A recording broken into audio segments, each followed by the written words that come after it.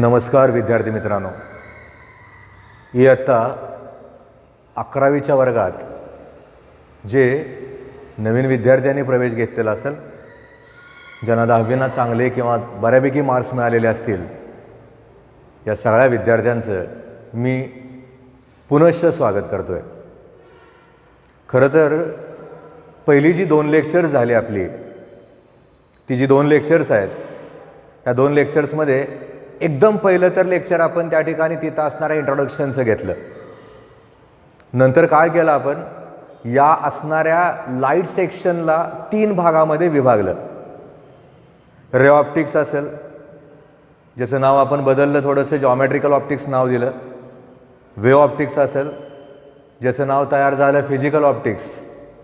आणि यातलं तिसरं नाव आलं ते म्हणजे particle nature of the light. ह्या सगळ्यांचा या 2 वर्षामध्ये वेगवेगळ्या पद्धतीनं आपल्याला अभ्यास करावा लागेल. असा अभ्यास करत असताना मग आपण काय केलं, हे सगळं बघत असताना यातला पहिला भाग आपण सुरू केला, आणि तो जो भाग आहे तो होता रिफ्रॅक्शन ऑफ द लाईट. वेगवेगळ्या पद्धतीनं आपण रिफ्रॅक्शन म्हणजे काय ते बघितलं. एका सरळ असणाऱ्या वाक्याला थोडंसं तिरकं केलं, तिरकं या अर्थानं केलं. मी तुम्हाला सांगितलं होतं की 10वीमध्ये असताना, 9वीमध्ये असताना कुठं ना कुठं, कधी ना कधी आपल्याला रिफ्रॅक्शन ऑफ लाईट येऊन भेटलं होतं. त्यावेळेस आपण वाक्य असं केलं होतं, when ray of light enters from one transparent medium to another transparent medium, it changes its direction. This phenomena is called as refraction of the light. पण मी सांगितलं की हे वाक्य चुकीचं होतं. याच्यामध्ये आपल्याला बदल करावा लागतो. याच्यामध्ये आपल्याला बदल करत असताना, केला जात असताना कुठला बदल करावा लागतो आपल्याला, तर आपण बघितलं होतं, याच्यामध्ये तो जो प्रकाश किरण आहे म्हणजे रे ऑफ लाईट आहे, तो तिरकसपणे पडत असताना एका माध्यमातून दुसऱ्या माध्यमात जाताना जर समजा त्यानं आपली दिशा बदलली तर रिफ्रॅक्शन. जर समजा त्या ठिकाणी तिथं असणारा तो जो प्रकाश किरण आहे तो जर स्तंभिकेवर न पडला तर तो मार्ग नाही बदलत, पण रिफ्रॅक्शन घडतं. ते तसं का होतं, त्याची उत्तरं आपण त्याच्यानंतरच्या असणाऱ्या त्या कॉन्सेप्टमध्ये बघितले. मग आपण काय केलं, जिथं कुठं रिफ्रॅक्शन आहे त्या ठिकाणी अँगल ऑफ इन्सिडन्स म्हणजे काय, अँगल ऑफ रिफ्लेक्शन म्हणजे काय, अँगल ऑफ रिफ्रॅक्शन म्हणजे काय, ग्लान्सिंग अँगल, नॉर्मल, अशा अनेक कॉन्सेप्टला बघत बघत पुढं चाललो आपण. पुढं जाता जाता या सगळ्यांचा विचार करता करता याच्यामध्ये सगळ्यात महत्त्वाची टर्म आली अपवर्तनांक, ज्याला रिफ्रॅक्टिव्ह इंडेक्स म्हणतात. एक सगळ्यात महत्त्वाचा कॉन्सेप्ट आहे खरं तर तो. त्याच्यामध्ये असणाऱ्याला सिम्बॉलिक रिप्रेझेंटेशन कदाचित म्यू असेल, कदाचित यन असेल.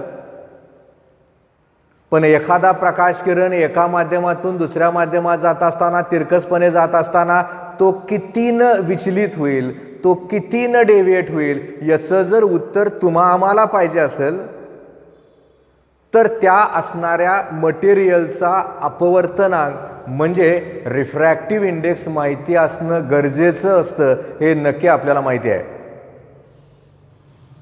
मग आपण काय केलं, याच्यामध्ये असणाऱ्या रिफ्रॅक्टिव्ह इंडेक्स नावाच्या कॉन्सेप्टला आपण बघितलं.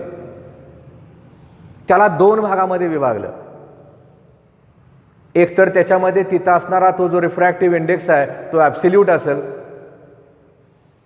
किंवा त्याच्यामध्ये असणारा रिफ्रॅक्टिव्ह इंडेक्स आहे तो रिलेटिव्ह असेल. पहिलं माध्यम जर समजा त्या ठिकाणी व्हॅक्यूम असेल तर तो ॲब्सोल्यूट झाला, आणि पहिलं आणि दुसरी माध्यमं जर बदलली जात असतील तर तो झाला रिलेटिव्ह. आपण बघितलं होतं हे, मुद्दामून त्याला रिव्ह्यू करतोय. हे सगळं बघितलं जात असताना आता मला याच्यामध्ये असणाऱ्या एका वेगळ्या कॉन्सेप्टला बघायचं आहे. ज्या संकल्पना आपण याच्या पूर्वी बघितल्या होत्या, पण त्या आता जरा थोडंसं वेगळ्या अर्थानं आपल्याला बघायचं आहे. आणि त्या ठिकाणी तिथं असणारी ती जी संकल्पना आहे ती जर मला इथं जर बघायची झाली तर मला आता इथं जर विचार करायचा झाला तर तो जो विचार आहे तो म्हणजे रिफ्लेक्शन ऑफ लाईट, ज्याला मराठीमध्ये आपण प्रकाशाचं परावर्तन म्हणतो. मुळात प्रकाश परावर्तित होतो ही संकल्पना फारशी नवीन तुम्हाला नक्कीच नाही. आता जर मी समजा त्या ठिकाणी तिथं असणाऱ्या कॅमेऱ्याच्या समोर उभं राहून तुमचं लेक्चर जर शूट करीत असेल तर मला ते अंधारात शूट करणं शक्य नाही होत. का नाही शक्य होत? तर माझ्यावर प्रकाश पडला पाहिजे, प्रकाशाचं माझ्यावरनं परावर्तन झालं पाहिजे, मग त्या कॅमेऱ्यामध्ये माझा असणारा जो व्हिडिओ आहे तो शूट झाला पाहिजे. तुम्हाला ज्या वस्तू दिसतात त्याच्या पाठीमागं दुसरं तिसरं कॉज कुठलं नसतं, तर ते प्रकाशाचं परावर्तन असतं. अनेक ठिकाणी अंधारामध्ये कॅमेराच्या सहाय्याने शूट केलं जातं, त्या ठिकाणी तिथं असणाऱ्या इन्फ्रारेडचा वापर केला जातो. ती वेगळी संकल्पना झाली. पण आत्ता या ठिकाणी आपण जर विचार करत असू तर रेग्युलरचा विचार करतोय. त्यामुळे लक्षात ठेवायचं आहे, मी तुम्हाला दिसतोय, तुम्ही मला दिसताय, किंवा तुम्हाला बाकीचं दिसतंय, याच्यामध्ये दुसरं तिसरं काय नसतं, तर ते असतं प्रकाशाचं परावर्तन. पाण्यावर असेल प्रकाश परावर्तित होतो. आरसा याला गुड रिफ्लेक्टिंग सरफेस या नावानं ओळखतात. तो खरं तर त्या ठिकाणी तिथं असणाऱ्या प्रकाशाचं जास्तीचं परावर्तन करतो. मग परावर्तन म्हणजे काय, त्याच्या करस्पॉन्डिंगच्या टर्म्स कुठल्या, त्याचा विचार नक्की करावा लागेल.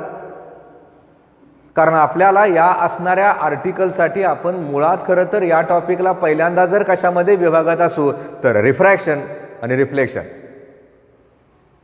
हे सगळं इथं विभागलं जात असताना आता आपण प्रकाश परावर्तित होतो म्हणजे काय ते बघूयात. आणि तसं तिथं बघितलं जात असताना या ठिकाणी इथं असणाऱ्या या डायग्रॅमचा आधार घेऊयात, विचार करूयात की या ठिकाणी मी सिम्बॉलिक रिप्रेझेंट करत असताना इथं XY नावाचा सिम्बॉल वापरलाय. कशासाठी वापरलाय तर तो माझा त्या ठिकाणी तिथं असणारा रिफ्लेक्टिंग सरफेस आहे, तो परावर्तित पृष्ठभाग आहे. समजूयात तो आरसा आहे. मी जर समजा त्या ठिकाणी तिथं असणारा तो जो प्रकाश आहे तो प्रकाश या आरशावर या पद्धतीनं रेच्या सहाय्यानं टाकत असताना समजा ह्याला नाव दिलं AO आणि याला नाव दिलं OM. आणि मी जर लगेच प्रश्न तुम्हाला विचारला असता की सांग OM म्हणजे काय आहे आणि AO म्हणजे काय आहे, तुम्ही मला उत्तर दिलं असतं की सर फार सोपं झालं, ते आम्हाला आता यायला लागलं. ते AO म्हणजे आमचा इन्सिडंट रे आहे आणि OM म्हणजे माझी नॉर्मल आहे, ती स्तंभिका झाली. मग मी विचार केला की आता आपल्याला जुन्या नॉलेजचा वापर करून याला आय नाव देऊयात, स्मॉल आय. आणि परत तुम्हाला विचारलं की सांग बाबा आय म्हणजे काय आहे, तर तुम्ही मला उत्तर दिलं असतं की सर आय म्हणजे अँगल ऑफ इन्सिडन्स आहे. एवढंच नाही, तुम्ही लगेचच सांगितलं असतं की sir angle between incident ray and normal is called as angle of incidence. पडणारा प्रकाश किरण आणि करस्पॉन्डिंग असणारी स्तंभिका नॉर्मल याच्यामध्ये असणारा जो कोन आहे याला अँगल ऑफ इन्सिडन्स म्हणतात. हे तुम्हा आम्हाला नक्की माहिती आहे. आता या ठिकाणी तिथं असणारा तो जो प्रकाश आहे तो परावर्तित झाला, तो या दिशेनं गेला, याला मी नाव दिलं OB. आणि परत तसाच प्रश्न मी तुम्हाला विचारला की सांग OB म्हणजे काय आहे. तुमच्यातल्या काही जणांचे हात वर नक्की येणार आहेत आणि मला उत्तर नक्की मिळणार होतं की सर OB म्हणजे हा रिफ्लेक्टिंग रे आहे. आपण आता प्रकाशाचं परावर्तन बघतोय, अपवर्तन नाही बघत.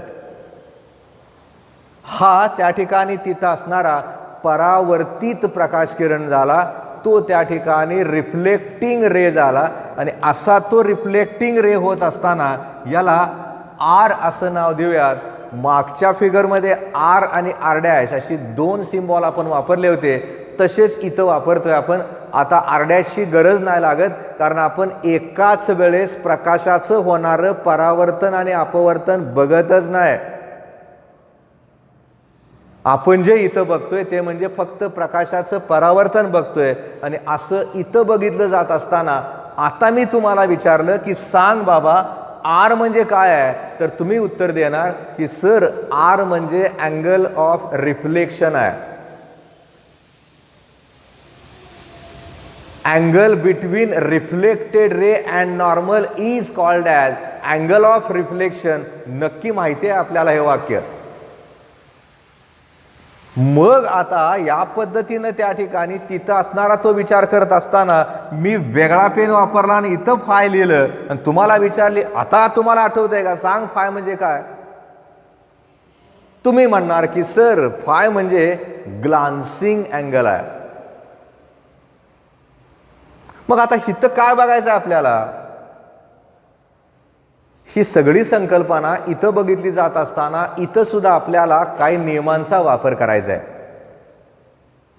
तसा तो नियमांचा वापर करत असताना आता मला काय बघायचं आहे, तर त्या ठिकाणी तिथं असणारे ते जे लॉज आहेत, लॉज ऑफ रिफ्लेक्शनच्या नावाखाली मला तिथं असणाऱ्या त्या 3 नियमाचा आधार घ्यायचा आहे. 1, 2 आणि 3. मी सहज बघितलं 1 आणि 2 आहे. माझ्या लक्षात असं येतं की अरे 1 आणि 2 मध्ये वेगळं काय नाही तर तेच आहे. पहिल्या ठिकाणी आपण जे पाठ केलं होतं, आपण जे लिहून काढले तेच येते, इथं वेगळं येतच नाही. म्हणजे काय आहे? मला जर पहिल्या नियमासाठी जर वाक्य लिहायचं झालं तर माझं वाक्य असं असू शकणार आहे, incident ray, normal and reflecting ray lies in the same plane at the point of incidence. मी त्याचा शॉर्ट फॉर्म इथं लिहितो आणि तसा तो तिथं लिहित असताना इथं फक्त लिहितो lies in the same plain.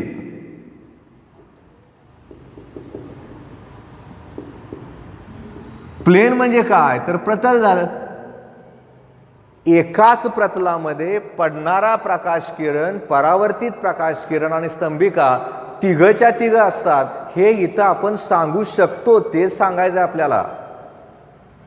म्हणजे पहिलं वाक्य तयार झालं, incident ray, reflected ray and normal at the point of incidence lies in the same plane. दुसरं वाक्य अगोदरच्या सारखंच आहे, दिसतंय ते सांगायचं. हा पडणारा प्रकाश किरण आहे, हा परावर्तित प्रकाश किरण आहे. दोघंच्या दोघं असणाऱ्या स्तंभिकेच्या विरुद्ध बाजूला असतात. Incident ray and reflected rays are opposite sides of the normal. आणि त्याला इथं शॉर्ट फॉर्म मध्ये लिहित असताना मी फक्त लिहितो अपोजिट साइड्स. तुम्ही ते वाक्य लिहून काढा. कारण आपल्याला काय होतं, नुसतं जर फळ्यावर लिहित लिहित लिहित गेलं तर तो तास नाही होत. म्हणजे ते नुसतं लिखाणच झालं, त्याला अर्थ नाही राहत. It is meaningless. ते काय गणिताचा तास नाही. मॅथ्सला लिहून द्यावं लागतं, फिजिक्समध्ये आपण ऐकावं लागतं, ऐकता ऐकता नीट ऐकावं लागतं, ऐकल्यानंतर लिहावं लागतं, लिहिल्यानंतर पाठ करावं लागतं. इतकं सोपं होतं ना फिजिक्स. जग अवघड म्हणू द्यात, माझा विद्यार्थ्याला ते सोपं गेलं पाहिजे, माझी पहिल्यापासूनची इच्छा आहे. इतके जण त्या फिजिक्सच्या नावानं ओरडतात, मला कळतच नाही, एवढा अवघड नाही आहे ते, पडतात मार्क. उलट इथं पाठ नाही जास्त करावं लागत, कळलं का लिहिता येतं, पुन्हा पुन्हा ते सतत सतत नाही वाचावं लागत. त्यामुळे इथं लक्षात ठेवायचं आहे, पहिलं वाक्य विचारला प्रश्न, state the laws of reflection, तर आपल्याला पहिलं वाक्य लिहिता येतं incident ray, reflected ray and normal at the point of incidence lies in the same plane. आणि दुसरं वाक्य लिहित असताना incident ray and reflected rays are opposite sides of the normal, असं ते वाक्य लिहून टाकायचं आहे. आता तिसरं, माझ्या समोर तुम्ही असता तर मी तोच प्रश्न परत विचारला असता, सांग आय आणि आर मधलं नातं काय. ह्यातले बरेच जण उत्तर द्यायला इच्छुक झाले असतील. काही जणांनी उत्तर दिलं असतं की सर सोपं आहे की sine I upon sine r is equal to n or mu. आणि इथंच प्रचंड मोठी आपली चूक झाली असती. बदल आहे ना, तिथं रिफ्रॅक्शन मध्ये आय आणि आरचं नातं ते आहे. म्हणजे कदाचित त्यांना जर सीईटी मध्ये सोपं करायचं झालं तर in case of refraction the relation between I and R is असं विचारतील. अशा वेळेस तुम्हाला लिहावं लागेल mu is equal to sine I upon sine R किंवा N is equal to sine I upon sine R. इथं नाही ना ते, इथं रिफ्लेक्शन आहे. आणि रिफ्लेक्शनचा विचार इथं केला जात असताना नक्की लक्षात ठेवा, या ठिकाणचं जर रिलेशन कुठलं असेल तर ते जे रिलेशन आहे i is equal to r, सगळ्यात महत्वाचं आहे. In case of reflection of light, angle of incidence is equal to angle of reflection हे तिसरं वाक्य आपल्याला लॉज ऑफ रिफ्लेक्शनसाठी लिहावं लागतं. म्हणजे मला जर प्रश्न त्या ठिकाणी तिथं असणाऱ्या त्या स्टेट द लॉज ऑफ रिफ्लेक्शनसाठी उत्तराच्या स्वरूपात लिहायचा झाला तर माझं पहिलं वाक्य पहिल्यासारखंच असेल, incident ray, reflected ray and normal at the point of incidence lies in the same plane. Incident ray, reflected ray and normal एकाच प्रतलामध्ये असतात. पहिलं वाक्य तयार झालं, पाठ झालं, दोन्ही ठिकाणी वापरलं, विषय मिटला. दुसरं वाक्य, incident ray and reflected rays are opposite sides of the normal. हे दोघं नॉर्मलच्या म्हणजे स्तंभिकेच्या विरुद्ध बाजूला असतात. आणि बदललेलं तिसरं वाक्य लक्षात ठेवायचं आहे, angle of incidence is equal to angle of reflection, किंवा for the reflection of light angle of incidence is equal to angle of reflection.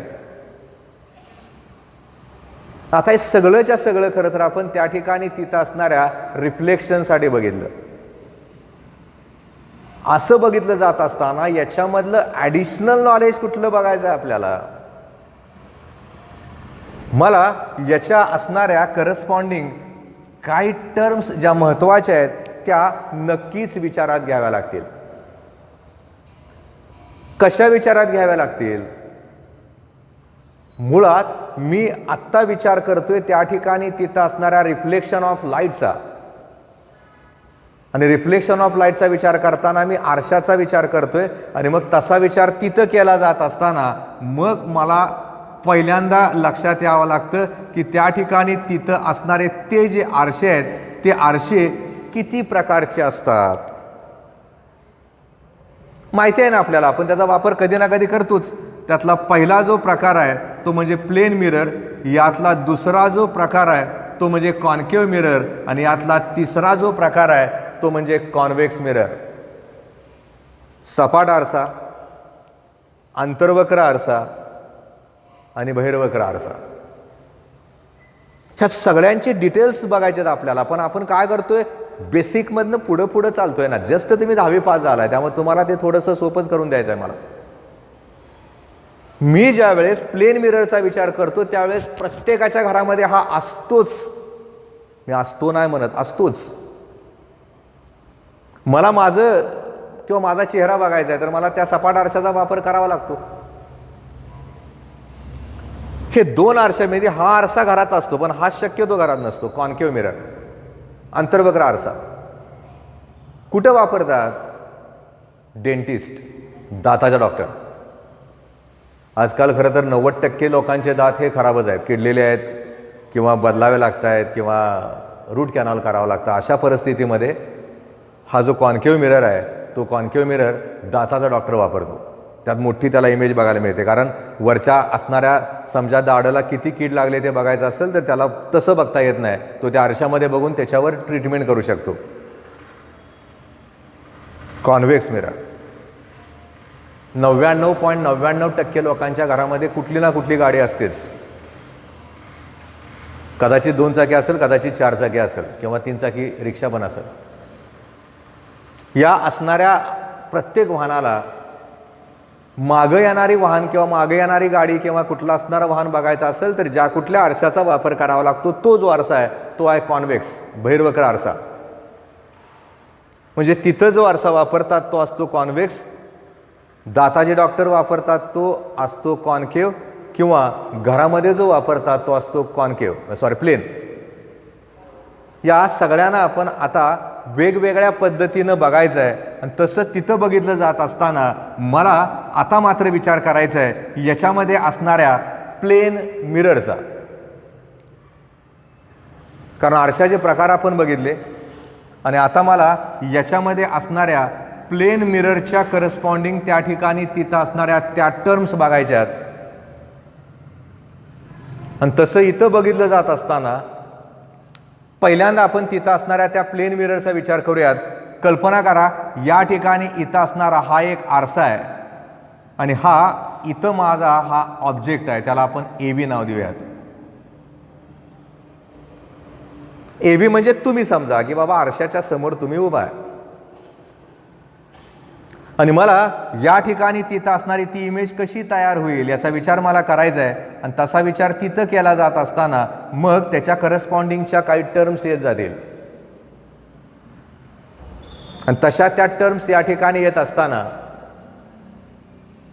मुळात हा आरसा आहे, याची इमेज मला इथं बघायला मिळाली आहे. इथं आरसा आहे, हा ऑब्जेक्ट आहे, याची इमेज मला इथं बघायला मिळाली. इमेज कशी तयार होईल हा यातला पहिला मुद्दा झाला. लक्षात ठेवायचं आहे, प्लेन मिररनं ज्यावेळेस आपण त्या ठिकाणी तिथं असणाऱ्या त्या ऑब्जेक्टची इमेज मिळवतो, ती इमेज एकतर व्हर्च्युअल आहे, आभासी आहे. म्हणजे पहिल्यांदा लक्षात ठेवायचं आहे, इमेज फॉर्मेशन होत असताना त्याच्यामध्ये त्या ठिकाणी तिथं असणारी ती जी इमेज आहे ती व्हर्च्युअल आहे, म्हणजे ती आभासी आहे.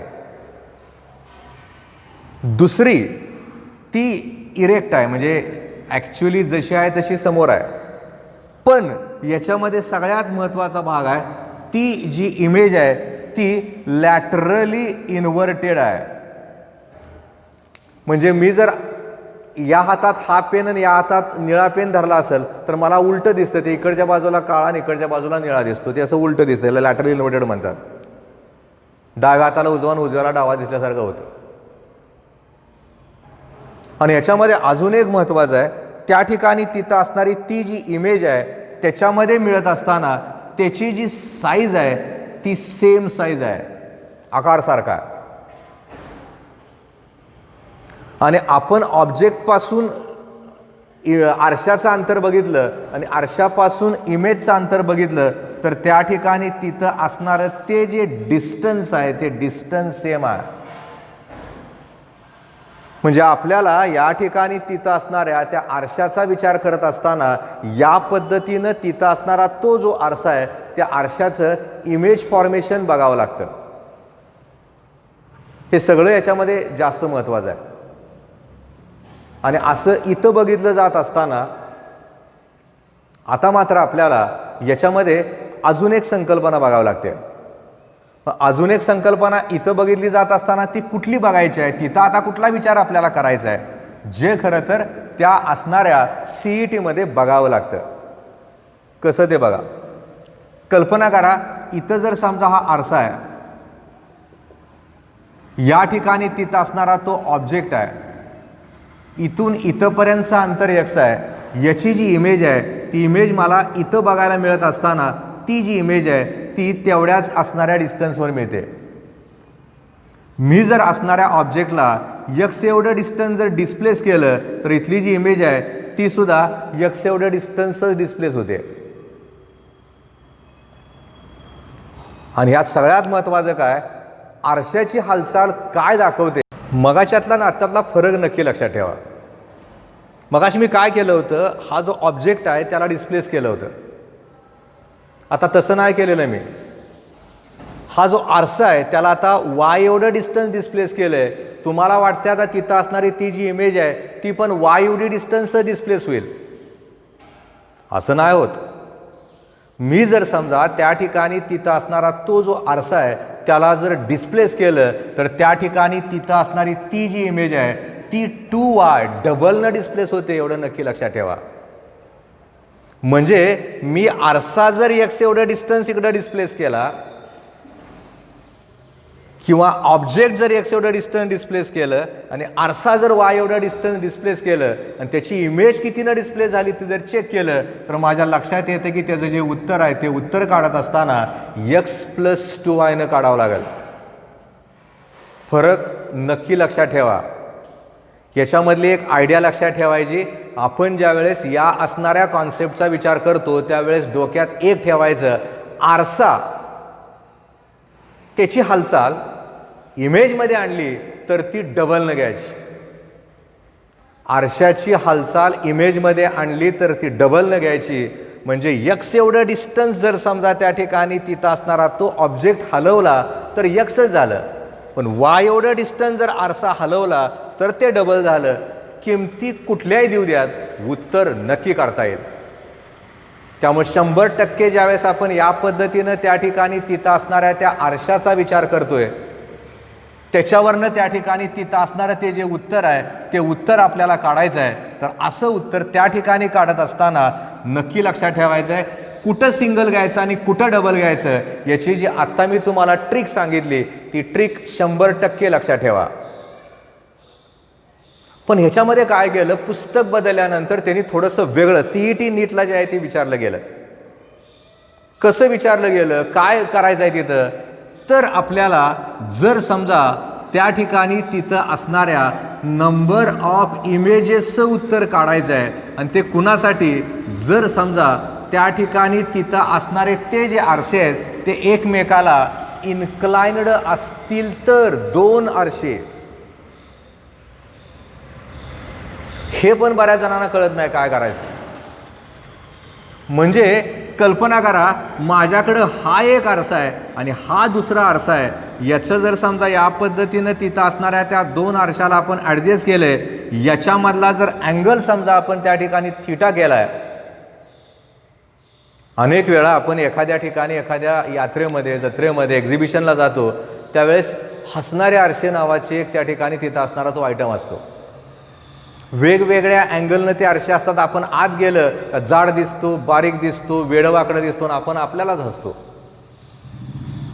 पण आतमध्ये जर अनेक आरसे लावले असतील तर आपल्याला आतमध्ये गेल्यानंतर त्या ठिकाणी आपल्या इमेजेस तयार होताना दिसतात.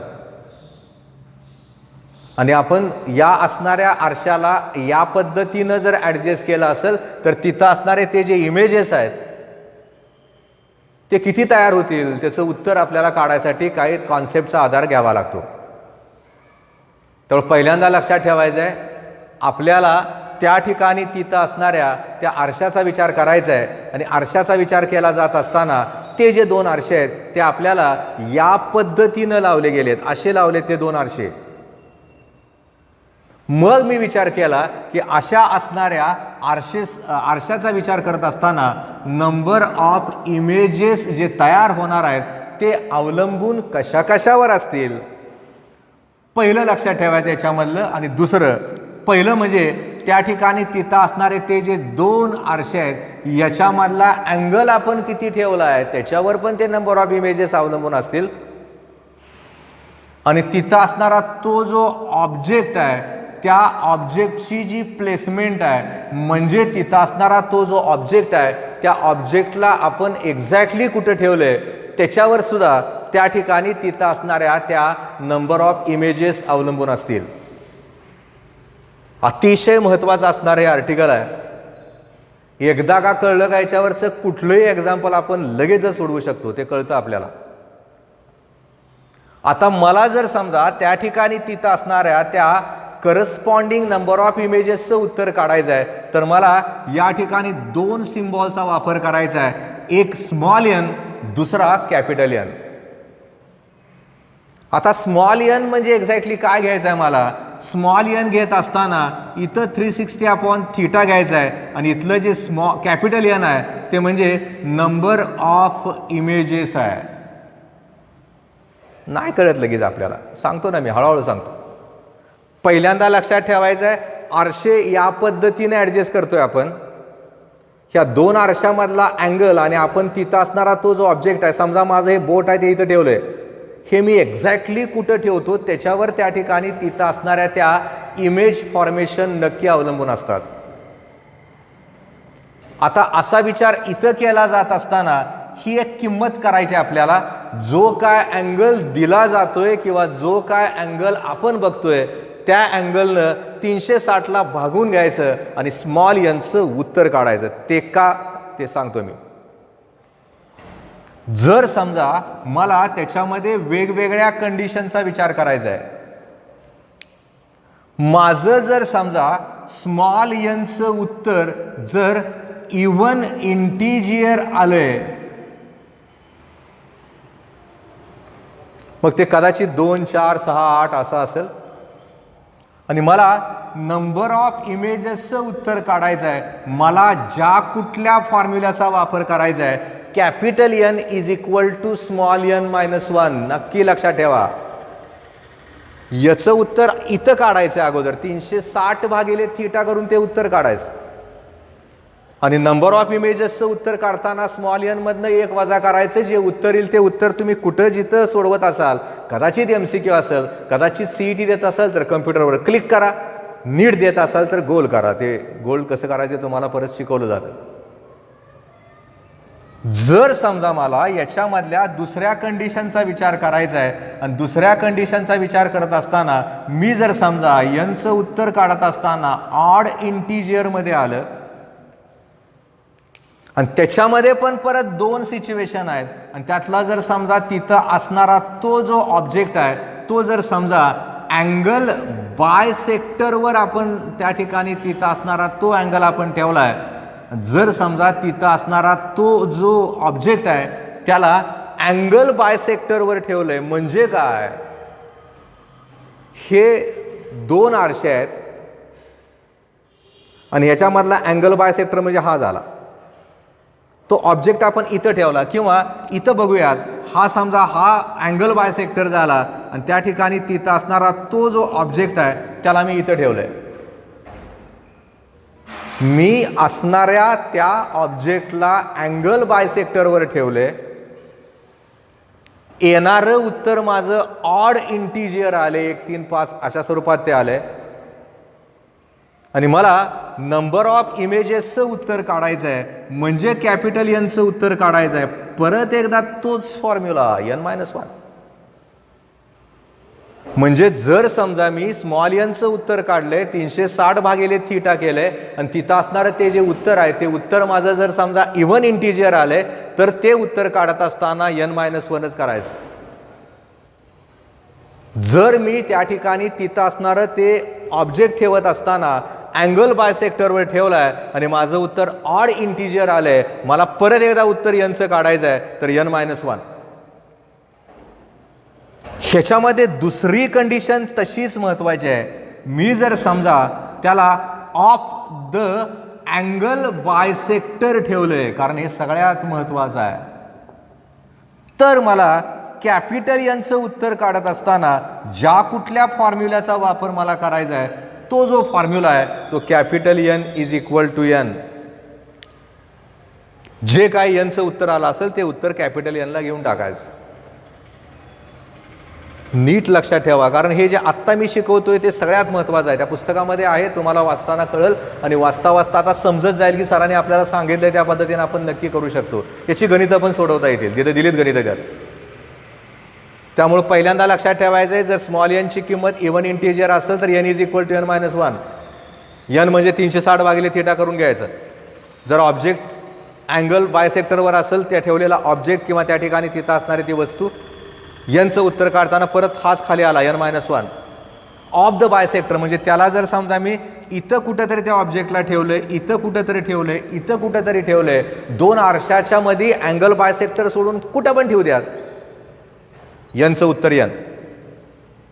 आणि याच्यामध्ये तिसरी जी कंडिशन आहे ती कंडिशन काय आहे, जर समजा त्या ठिकाणी तिथं असणारी ती जी टर्म आहे स्मॉल एनची टर्म आहे ती जर इंटिजर नसेल तर लक्षात ठेवायचं आहे एनची किंमत आपली यमच्या बरोबर असेल. यम म्हणजे इंटिग्रल पार्ट असेल त्याचा, म्हणजे पॉईंटमध्ये उत्तर असेल तर 1.4 म्हणजे 0.4, 1.7 म्हणजे 0.7. म्हणजे आपल्याला त्या ठिकाणी तिथं असणारं ते उत्तर काढत असताना आता नॉट इंटिजर ते पूर्णांकात नाही जाय, ते अपूर्णांकात आलं. इथं पूर्णांकात आलं, इथं पूर्णांकात आलं, इथं अपूर्णांकात आलं. तसं येत असताना जर समजा त्या ठिकाणी तिथं असणाऱ्या त्या इंटिग्रल पार्टची किंमत आपण यम घेतली तर यम हा जर माझा इंटिग्रल पार्ट असेल तर n = m आलं, माझं उत्तर त्या ठिकाणी नक्की यम येईल.